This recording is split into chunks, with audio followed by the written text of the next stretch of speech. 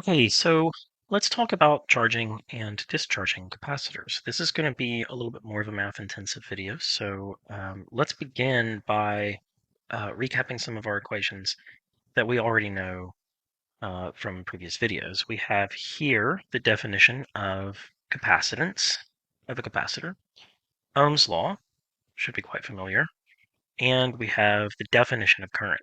So we're going to use these to analyze a particular situation. And this situation comes up a lot more than it might seem. It looks like I'm just sort of arbitrarily creating some scenario, but in fact, this situation comes up rather frequently in electronics. So this is just a simplified drawing of the circumstance. What I have here is a voltage source and a capacitor and a resistor and a switch. And the switch allows me to move from one state to the other. I can switch it to the battery side and allow current to flow from that side, or I can switch it away from the battery side and allow current to flow through the resistor. Now, the way that we can view this circuit in theoretical terms is that when the switch is on the battery side, it acts as though the resistor portion of the circuit is not present. Likewise, if we switch the switch to the resistor side of the circuit, it acts as though the battery side is not present. Okay, so we can use this to our advantage. Physically, what we have here is that when we switch it to the battery side, we allow charge to flow onto the positive side of the capacitor. Likewise, charge flows away from the negative side, so you build up a negative charge on the other side of the capacitor. So in other words, we're charging up the capacitor with the switch in this state.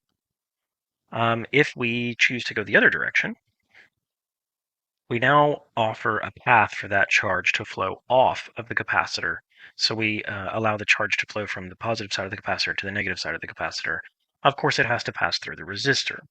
So what we're doing here is allowing the discharge or the charge of the capacitor, depending on what state.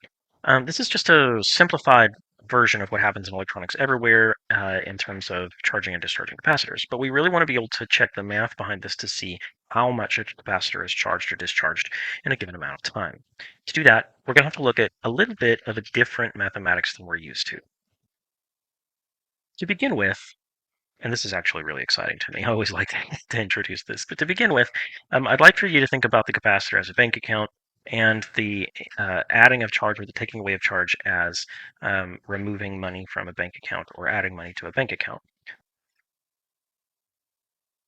So let's start off with a bank account. And in our bank account, we have $100, but we get removed from that bank account 10% of what's in the bank account every single day. So we start off with $100. Of course, since we have $100, we're going to have 10% of that removed, which means we'll only have $90 the next day. Of course, the next day we now only have $90 in our account. So when we remove 10%, that would be $9 from $90, which leaves us with $81. The next day, $72.90. And this process would continue.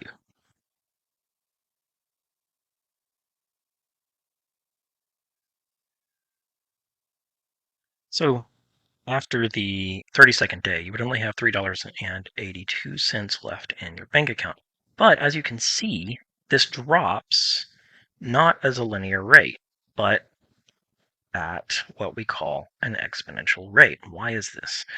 This is inherently connected to the idea of the exponential number e. You may remember from calculus that the derivative of e to the power of something is e to the power of that same thing. We want to be able to describe a function that we can use to examine the behavior of how charge changes, how voltage changes, and how current changes over time. So let's find a function to put in this box. Now to do that, we're going to have to analyze the idea that the rate of change of the amount of money in a bank account depends upon the amount of money that's in the bank account. By the same token, our capacitor is going to have a certain amount of charge on it.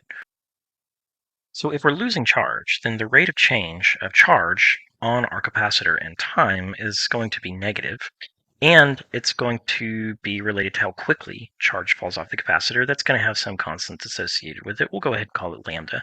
In the terms of our bank account, that was the 10% per day that we were talking about, or some fraction of what is available. day. And it will also have to do with how much charge happens to be on our capacitor at a given time. So this is the function that we start with. This is the condition. We know that the rate of change of charge on the capacitor has to do with how much charge is on the capacitor and how easily it falls off the capacitor.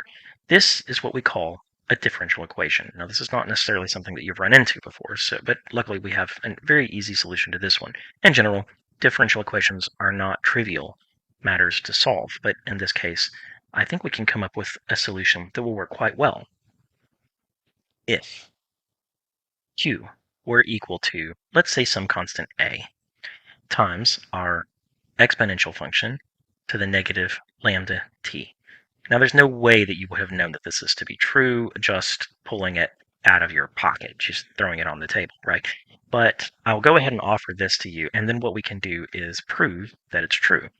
If we take the derivative of the function we have just been given, we would get the constant a out. We would take the derivative of e to the negative lambda t, which, according to the rules of derivatives, is simply e to the negative lambda t. The chain rule demands that we have a negative lambda that falls out. And since this quantity is equal to q, this is equal to negative lambda q. In other words, this must be the solution for q. This must be what q is, or else this demand would not be true. So we now have a solution for q. The next thing that we want to do is ask, what is A?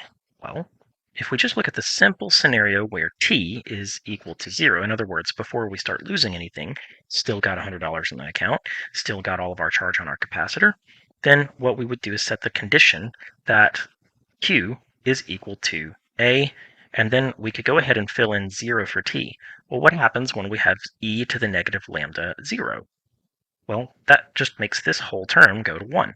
So that means that at that condition where time is equal to 0 and nothing has started yet, we have the initial charge, and the initial charge is equal to A. We now have our solution. For a discharge, the charge at any given time is going to be equal to the initial charge times e to the negative lambda t. We'd also like to know what lambda is, and it turns out that lambda is equal to 1 over the resistor value times the capacitor value. That's very useful. So what we can do is rewrite our equation. Remember, lambda was just a placeholder. We didn't necessarily know what that was, and you will see that in this mathematical form quite often in physics. In this case, all we have to do is write 1 over RC. I'm going to go ahead and scoot that in a little bit to make it a little cleaner. And now you have your equation. So this is the start. This is the beginning of understanding how this charge is going to discharge off of this capacitor. In other words, if we were to measure the charge on the capacitor over time, this is the values that we would get.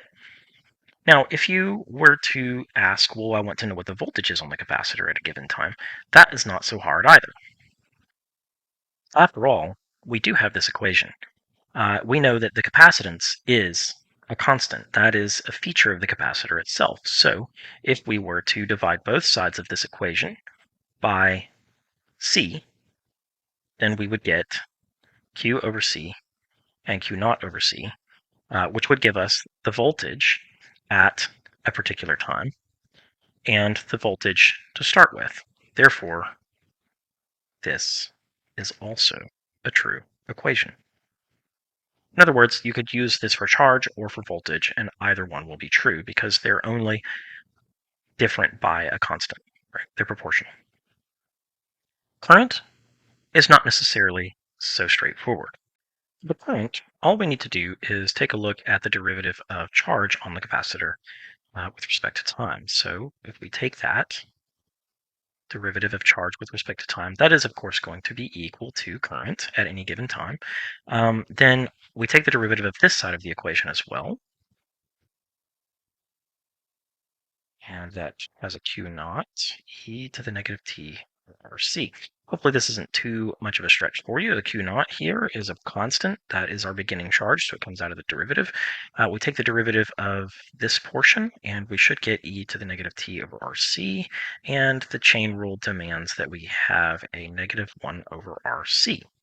So the current at any given time would then be equal to negative Q naught over C times 1 over R, e to the negative t over RC.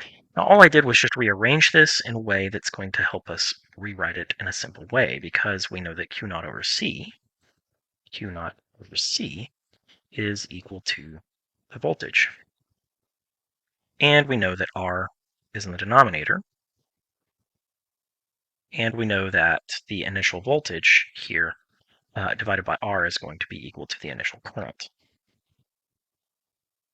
So we have a very similar equation for current as well for the discharge. Now this does turn out to be a little different for charging than for discharging, so that is something to think about. But this should be pretty straightforward in terms of discharging. What's the negative sign for? Well, recall that what we're talking about is the charge that's being placed on the capacitor, right? The charge placed on the capacitor decreases over time, right? But the current off of the capacitor has a directionality. We don't really have to worry too much about that. We know that this is a discharge. We know the direction of the current. So if you just want to know what the magnitude of current is that is leaving the capacitor, you can simply write it in this form, and that's fine too. Now, I'd like to illustrate this in the Desmos calculator, which we can do by stating that the value that we're going to have is going to be equal to our initial Q, which we could actually write as simply an A, times exponent to, or e to the negative. Instead of t, I'm going to write x because that's how Desmos picks up variables. So we need to write an x in here instead of a t. And then we're going to write RC in here. And let's go ahead and create sliders for all of these. So what I can do is select that for A, I'll have a certain amount of charge. Let's go ahead and talk about this in terms of charge being nanocoulombs. So this will be the initial charge. You can imagine this as Q naught. R, let's go ahead and put from 1,000 ohms to 10,000 ohms. We're going to do all this in SI units. C, let's do that in microfarads. So we can go from 1 microfarad up to 10 microfarad. And so we'll put this with an initial charge of 8, let's say 8 nanocoulombs or something along those lines. Just an initial charge of 8, right? And we have R is equal to, let's say, 6,000 ohms. And we'll put a capacitance of 4 microfarad, excuse me. So with this, we should be able to get a pretty decent graph out of this. And so you can see here, if I can zoom in on this graph, then you can see that it's actually quite less than 1 second that it takes for this to lose pretty much most of its charge. Now, instead, we could increase the amount of resistance, and that will increase the amount of time that it takes for it to lose its charge. We can also increase the capacitance, and that will increase the amount of time that it takes to lose its charge. We can also step these up so that we go from 10,000 ohms to 100,000 ohms with a step of 5,000. And that will allow us to significantly increase the amount of time it takes to discharge the capacitor, which I hope makes sense, because if we have more resistance, then it's harder for that charge to leave the capacitor, right? Because the current isn't going to flow as quickly. Now, let's go ahead and take a snapshot of what we have here. And we're going to go ahead and place it on our screen. And as if you remember correctly, we are investigating the amount of charge, in time. And this is going to be in seconds. And this is going to be, I think we decided on nanocoulombs. So 8 nanocoulombs to begin with, and we can utilize our equation to determine where this should be at any given time. Let's go ahead and try that. We want to say how much charge would we still have left on our capacitor after 1.5 seconds. So in order to do that, we would just enlist this equation for our help. We would say, what is the charge if we start off with 8 nanocoulombs and we decay that by 1.5 seconds over a value of 10, what did we select for R? 60,000 ohms and a capacitance of 10 microfarads. So 10 times 10 to the negative 6 farads. And if we run this through our calculator, I'll just leave that in nanocoulombs. So we're going to do e to the negative 1.5 divided by 1.5. Use your parentheses properly. 60,000 times 0.0001, and that gives us 0.656. So around 0.66. So if we were to look at a value of 0.66, so here's 1, here's 5, so 0.66 would be somewhere around here, then you can see that that very, very nicely matches up with 1.5 seconds. This equation works very well for determining how quickly charge comes off of a capacitor. And as a matter of fact, a lot of electronics are actually built to utilize this. Now, let's take a look at an even simpler way to talk about this equation. If I were to ask you what the RC constant is for this, you can actually look at this and determine it very quickly by looking at something called the half-life. I'd like for you to have a very solid concept of what the half-life is. So let's take a look at half-life. The half-life, T1 half, is what we call half-life. It is in seconds, and it's a feature of our capacitor, and it is related to RC. We will determine how much it's related to RC in just a moment. We started off with 8 nanocoulombs. Later on, we will have 4. So the question of half-life is when? When will we have 4? Well, here we can see that it's about at that time. After that same amount of time has passed, as you can see, it's a little bit more than 0.4 seconds. After that same amount of time has passed, this 4 will have halved itself once again.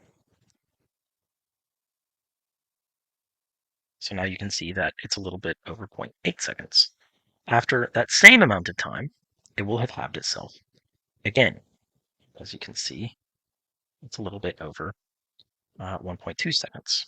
And once again, after that same amount of time, it will have halved itself once again. Now, after that, it's a little bit easier for us to determine how much this half-life is. I can see that it's somewhere around 1.68 seconds for 4 half-lives. That tells me that it's about 0.42 seconds. So if we were to look at this span of time, that should be 0.42 seconds. This span of time, 0.42 seconds. 0.42 seconds. Half-life, in other words, gives a really nice visual for how a graph should behave. And as a matter of fact, if I tell you what the half-life of something is, you can draw out the graph.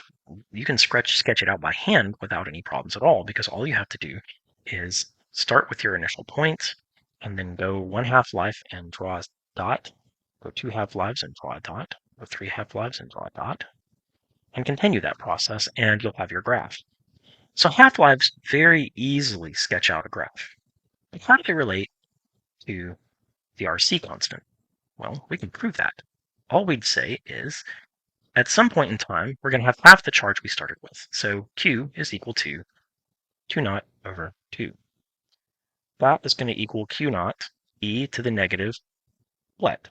Well, the half-life, right? That's the amount of time that we're specifying. And of course, we're going to have that over the RC constant. Now you can see here that Q naught is going to be divided out on both sides of our equation.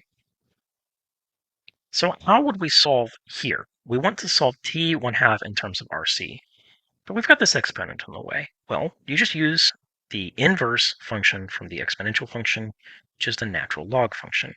If we take the natural log of both sides, natural log of 1/2 is equal to the natural log of e to the negative t to the 1/2 over RC.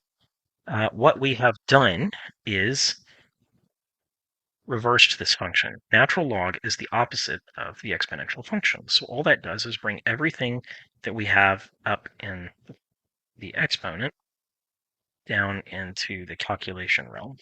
Okay? Natural log of e to the happy face is just happy face, in other words. You may remember this from algebra.